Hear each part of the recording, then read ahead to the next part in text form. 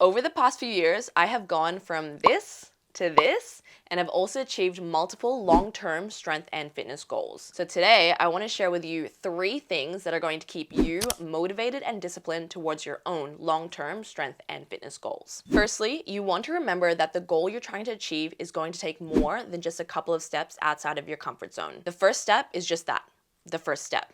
You need to remember that progress and continual progress isn't just a one and done effort. It always helps to remember that just because something feels like it's the hardest you've ever worked doesn't necessarily mean that it's the right amount of work that's going to get you to where you want to be. From my own experience, from watching my clients, from watching my friends up close, and from watching my inspirations from afar, it is just almost fact at this point that what you want is going to take a significant amount of effort over quite a significant period of time. Taking the first step outside of your comfort zone is very much something to be celebrated. But what you want to remember is that your ability to stay outside of the comfort zone is where your real journey is and where you will see progress on top of progress. Those first few moments outside of your comfort zone, and when I say moments, I mean weeks and months, is where you build your capacity and your tolerance for being in discomfort and being outside of your comfort zone. The higher your tolerance for discomfort is, the more you realize that your true potential is something that was way more than what you initially gave yourself credit for. Now, your comfort zone is somewhere you're going to return to when it comes time for rest, but it is outside of your comfort zone where you get to prove to yourself that you are someone who can do hard things. And this is where true self-confidence can really grow. You do not need to fake confidence when you have a genuine body of evidence that shows that you are someone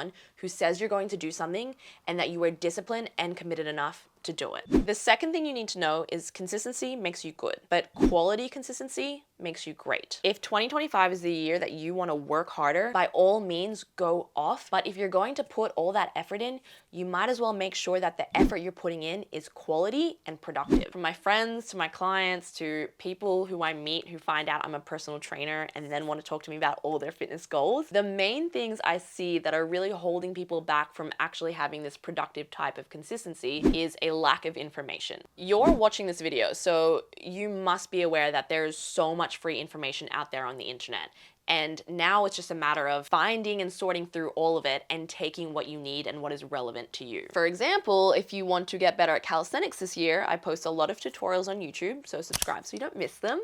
And then I also post a lot of tutorials on Instagram. And if you've seen some of my videos before, you'll know that I taught myself how to handstand simply by watching every video I could and reading every article I could that was posted by a handstand coach. Now, if you don't want to go around watching every single YouTube video and TikTok tutorial and Instagram how-to, and you don't want to ask yourself, is this relevant to me? Is this even good information? Do I need this now? Am I ready for this progression? Should I be doing a regression of this? Am I doing this correctly?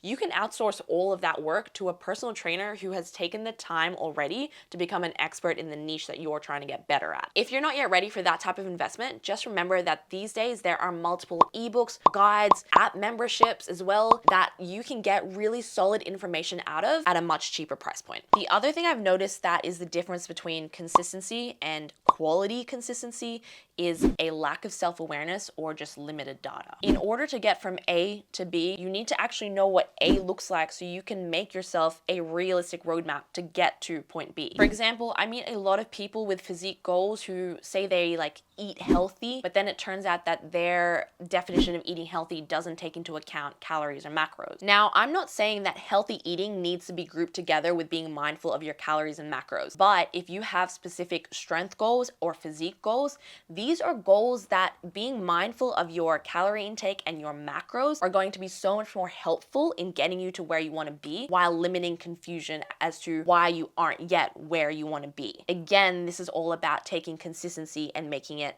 productive consistency. Moving on from food, another example that we can look at when it comes to lack of self-awareness or limited data, sort of inhibiting someone from reaching their gym goals, is technique, specifically not knowing what your technique looks like with certain lifts. Whether your goals are to learn a skill, build muscle, body recomp, or increase your strength, technique matters. So what information do you have that your technique is good? If you aren't filming yourself in the gym, make this the year that you pop your phone up against your drink bottle, you put it in 0.5 mode so that you don't have to worry about having your phone far away from you or being in the way of others, and you film yourself and you analyze your technique. You can then use all the information you've learned from your prior research and see what you need to do to improve your technique. Or if your technique is looking good, you've got confidence to up the weights, to keep pushing yourself, or to know that you can move on to the next progression. One last example, because I think this one is quite overlooked when it comes to achieving our goals in the gym, but if you are looking to break old habits and to create new ones, the specific things that we want to be more self-aware about are what our real priorities are, what our relationship is with long-term and short-term gratification, what triggers us when it comes to our bad habits, and the why behind the good habits that we're trying to create. Consistent effort becomes quality consistent effort when you become aware of what foundation you're actually working with, what the weaknesses are of that foundation, and also how to play to the strengths of the foundation that you have. The last thing I want you to remember is that trusting the process is easy when things are going well, but the real key to staying consistent and disciplined is to keep trusting the process when things get tough. I want you to use the times when you are feeling very motivated and very disciplined to come up with some mantras, design some systems, write up some guidelines, and to note down some previous experiences you have of when trusting the process has worked for you, so that you can draw upon all of this when you have days where motivation is quite low or you feel like your trust in the process is starting to waver. When you are feeling demotivated by what you think is slow progress or a lack of results, it always helps to remember that your current condition is a result of your past behaviors and actions. The steps you are taking today in the here and now is what's going to shape your future condition. There you have it. 3 simple things to remember when you are feeling demotivated or feeling like you want to get right back into your comfort zone. Now, if you've got specific physique goals, I have a video discussing the 4 habits that changed my life and my body. Or if you're looking to increase your self-awareness but are unsure how, I've got a video on that too. Thank you for watching, and I hope to see you in the next video.